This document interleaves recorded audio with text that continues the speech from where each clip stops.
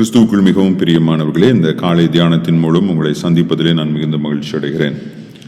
நாம் கடந்த தியானத்திலே கடவுளை விட்டு விலகுவதின் விளைவுகள் என்று 5 விளைவுகளை குறித்து எரேமியா 2ஆம் அதிகாரம் 14 முதல் 19 வசனங்களிலே தியானித்தோம்.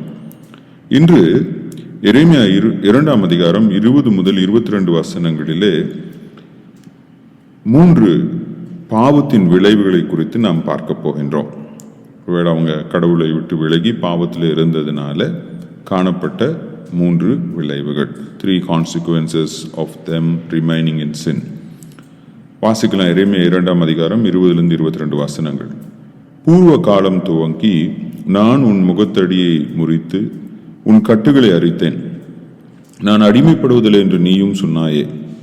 ஆகிலும் உயரமான சகல மேட்டின் மேலும் பச்சையான சகல மரத்தின் கீழும் நீ வேசியாய் திரிகிறாய். நான் உன்னை முற்றிலும் கனி தரும் உயர்குல திராட்சை செடியாக நாட்டினேன்.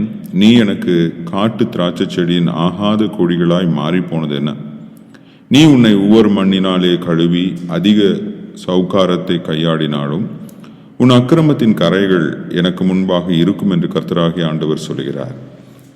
இந்த 3 வசனங்களிலே பாவத்தின் 3 விளைவுகளை குறித்து நம்ம பார்க்கிறோம். முதல் விளைவு என்னவென்றால், இஸ்ரவேல் மக்கள் தாங்கள் பாவத்திற்கு அடிமைகள் என்று அறிய முடியாத நிலையில் இருக்கிறார்கள். தேவன் 20ஆம் வசனத்திலே நான் உங்கள் நுகத்தடியை முறித்து என்று கூறுகிறார். அதன் பொருள், அவர்கள் ஒரு காலத்திலே எகிப்திலே பார்வோனுக்கு அடிமைகளாக வாழ்ந்து வந்தனர். பின்னர் நியாயாதிபதிகளின் நாட்களிலே பல ராஜாக்கள் அவர்களை மேற்கொண்டனர்.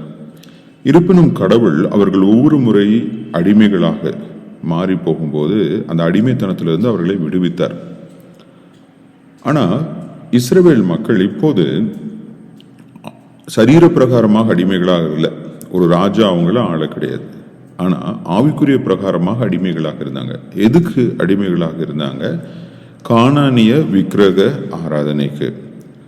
எரேமியா சொல்றாரு, நீங்க அடிமைகள் இல்லைன்னு சொல்றீங்கப்பா, ஆனா உயர்ந்த மலைகளில் கானானிய தெய்வங்களுக்கு கோயில்களை கட்டி நீங்கள் வழிபட்டு வரீங்க.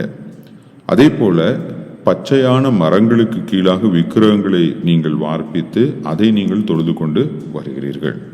இப்போ ஆவிக்குரிய பிரகாரமாக தாங்கள் கானானிய விக்கிரகங்களுக்கு அடிமைகளாக இருக்கிறார்கள் என்பதை இஸ்ரவேல் மக்கள் உணராமல் இருந்தார்கள். எனக்கு அன்பானவர்களே, நம்முடைய வாழ்க்கையிலும் கூட ஒருவேளை இஸ்ரவேல் மக்களைப் போல கானானிய தெய்வங்களை நம்ம வழிபடாமல் இருக்கலாம். ஆனால் நாமும் நம்முடைய வாழ்க்கையில் பல பாவங்களுக்கு அடிமையாக இருப்போம். ஆனால் அதுக்கு நம்ம அடிமையாக இருக்கிறோங்கிறத உணர முடியாத ஒரு நிலையில் நம்ம இருக்கக்கூடும். 21ஆம் வசனத்தில் கடவுள் விரும்பும் கனி கொடுக்க முடியாத நிலை. ஆண்டவர் சொல்றாரு, நான் ஒரு நல்ல திராட்சை கொடியாக உன்னை நட்டு வைத்தேன், ஆனால் நீயோ காட்டு திராட்சை செடியின் கனிகளை, பலனற்ற கனிகளை எனக்காக நீ கொடுக்கிறாய் என்று தேவன் அவர்களை பார்த்து கூறுகிறார். எனக்கு அன்பானவர்களே, தேவன் நம்மை ரட்சித்த பின்னர் நாம் ஆவியின் கனியை கொடுக்க வேண்டும் என்று அவர் விரும்புகிறார். ஆனால் அநேக வேளைகளிலே நம்முடைய வாழ்க்கையிலே மாம்சத்தின் இச்சைகள் தான் வெளிப்படுகிறதே தவிர ஆவியின் கனிகள் வெளிப்படுவதில்லை. ஆகையினால்தான் எரேமியா 17ஆம் அதிகாரம் 9ஆம் வசனத்தில் எரேமியா சொல்றாரு, நம்முடைய இருதயம் மகா திருக்குள்ளது. எப்படிப்பட்ட திருக்குள்ளது அப்படின்னா, அது மாம்சத்திலே நடந்து கொண்டு கடவுளுக்கு பிரியமற்ற செயல்களிலே தொடர்ந்து ஈடுபடுகிறதாய் இருக்கிறது. 3ஆவதாக, தங்களுடைய பாவத்திலிருந்து மனம் திரும்பாத ஒரு நிலையில் அவர்கள் இருந்தார்கள். 22ஆம் வசனத்தில் ஆண்டவர் சொல்றாரு, நீ உன்னை ஒவ்வொரு மண்ணினாலே கழுவி அதிக சௌகாரத்தை கையாடினாலும் உன் அக்கிரமத்தின் கரைகள் எனக்கு முன்பாக இருக்கும் என்று கர்த்தராகிய ஆண்டவர் சொல்கிறார். இன்றைக்கு அநேக மனிதர்கள் தங்களுடைய பாவத்தை மறைப்பதற்காக பல வெளி வேஷங்கள் போடுகிறவர்களாக இருக்கிறார்கள். உதாரணமாக, ஞாயிற்றுக்கிழமை ஆலயத்துக்கு போகும்போது அங்கே ஆராதனை வேளையில் ரொம்ப சத்தமாக பாடுறது, பயங்கரமாக கைத்தட்டுறது, ஆவியில் அனலாய் இருப்பது, சில வேளைகளில் அந்நிய பாஷை பேசுவது என்று பயங்கரமான ஒரு ஷோவாக இருக்கும். ஆனால் அவங்களுடைய வாழ்க்கையில் கொஞ்சம் கூட ஆவியின் கனியவோ, கர்த்தர் விரும்பும் கனியவோ, இல்லை என்றால் ஒரு மன மாற்றத்தையோ நம்ம பார்க்க முடியாது.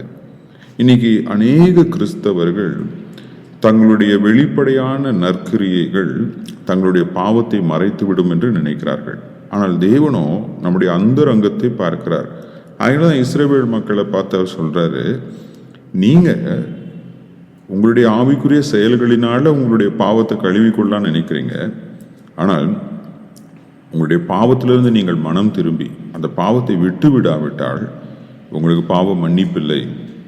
நீங்கள் என்னிடத்தில் மனம் திரும்புதலோடு வரவில்லை என்றால் உங்களுக்கு பாவ மன்னிப்பில்லை. நீங்கள் எவ்வளோதான் பர்ஃபார்ம் பண்ணாலும் அதை பார்த்து நான் இம்ப்ரெஸ் ஆக மாட்டேன் அப்படின்னு சொல்லி ஆண்டவர் சொல்கிறார். ஏன்னா அவர் மனுஷன் முகத்தை பார்க்கிறான், கர்த்தரோ இருதயத்தை